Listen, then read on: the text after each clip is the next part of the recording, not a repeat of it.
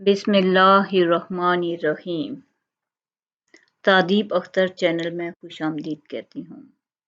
आज मैं आपको ते से शुरू होने वाले 7th पार्ट के अच्छे अशार सुनाऊंगी और थोड़ी सी एक्सप्लेनेशन करूंगी। तपते सहरा तो मेरी मंजिले मकसूद ना थे, मैं कहीं हम सफरे अबरे रवां क्यों ना हुआ।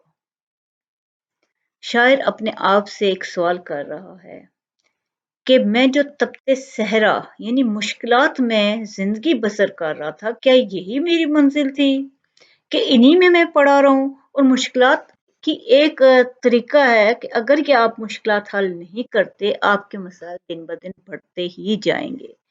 मसाइल को हमेशा मुश्किलात को हल करने से वो हल होती जाती हैं और आहिस्ता आहिस्ता आप उनसे निकलते जाते हैं।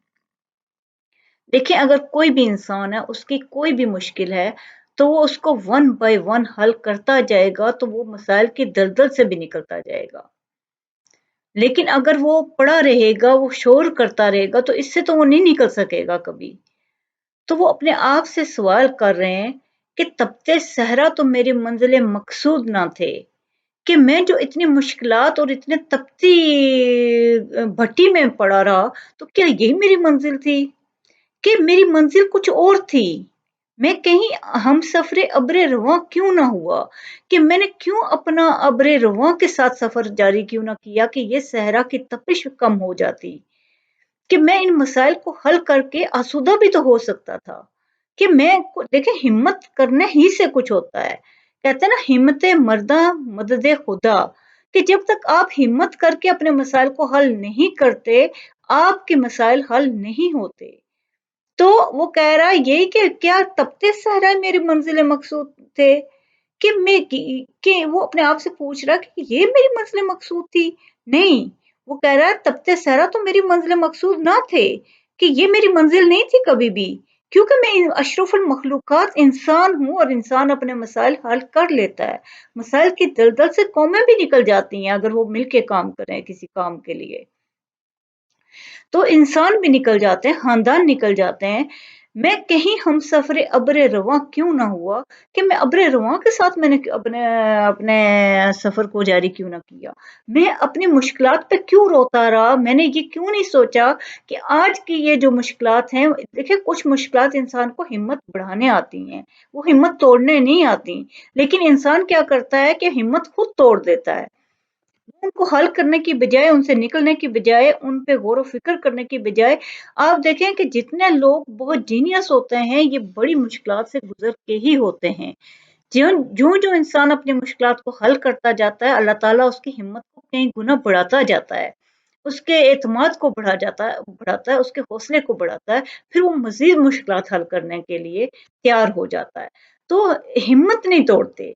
ये शायर भी कह रहा है कि ये मेरी मंज़िल मकसूद नहीं थी कि मैं तपते सहरा में मैं मुश्किलात की दलदल में पड़ा रहता, बल्कि मेरी मंज़िल मकसूद ये थी कि मैं इनको हल करके आसूदा ज़िंदगी बसर करता। आसूदगी मेरी यानी कि ज़रूरत थी, मेरा था। यही हाल इंसान का भी है कि वो अगर फ़र्ज़ करें कोई इंसान गुनहगार भी है, तो क्या वो इसी में पड़ा रहेगा?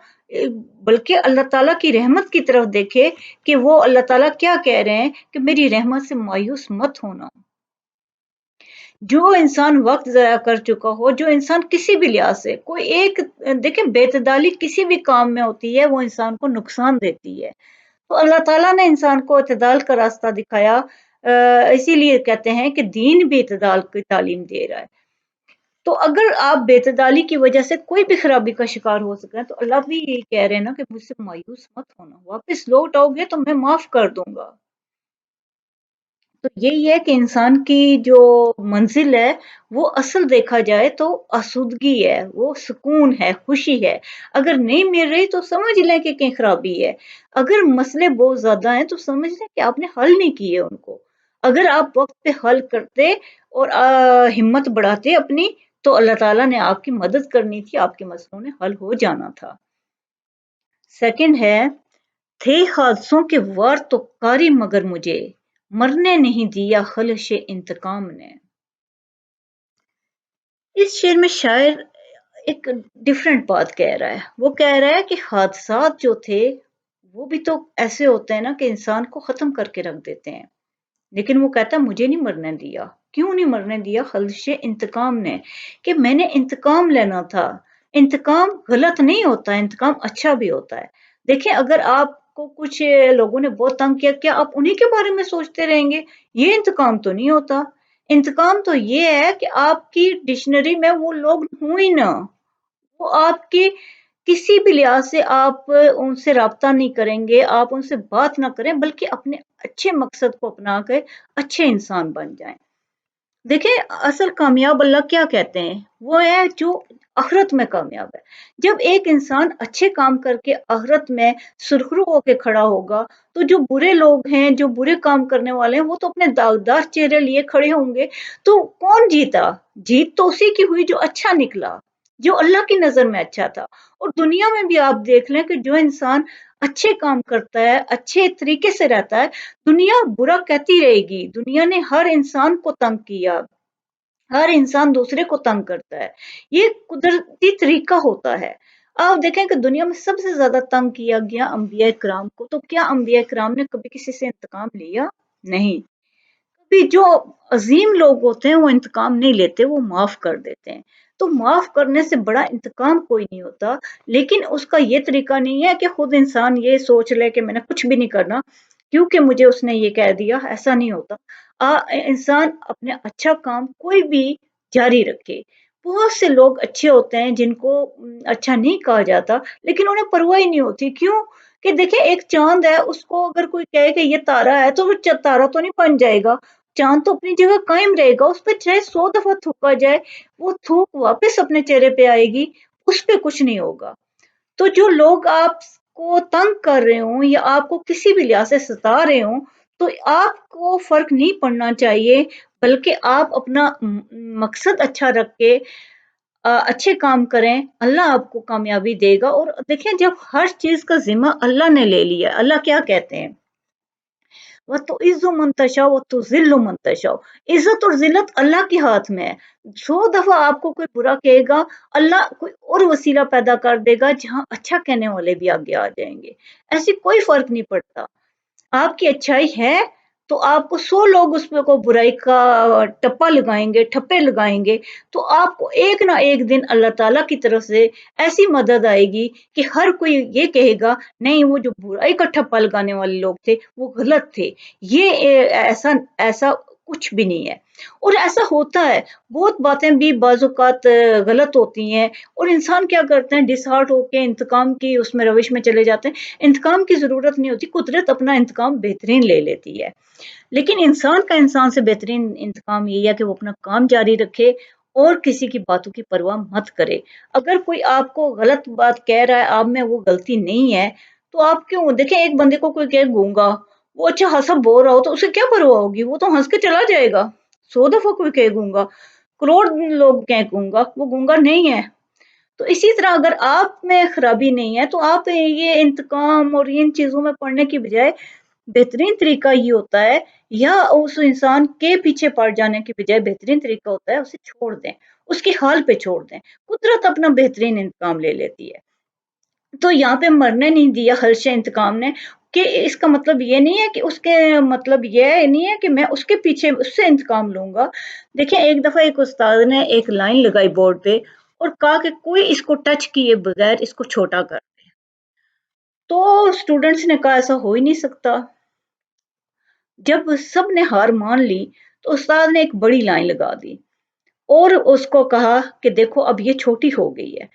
तो खलशे इंतकाम ये भी बेस्ट है कि आप अपने आप को इतना अजीम कर लो, बड़ा कर लो कि जो भी कहने वाले हैं वो वहीं दम तोड़ देंगे।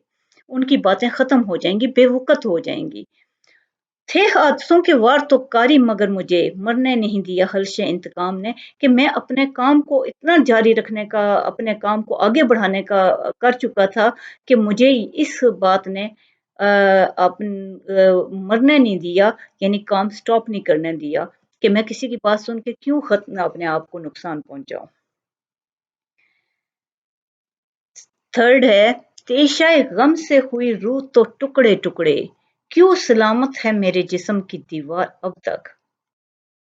शायर इसमें ये कह रहा है कि जो तेशे गम होता है वो भी तो तेशे की तरह ही होता है ना। जैसे तेशा इंसान को टुकड़े टुकड़े कर देता है किसी भी चीज को, ऐसे गम भी तो रूह को टुकड़े टुकड़े करता है।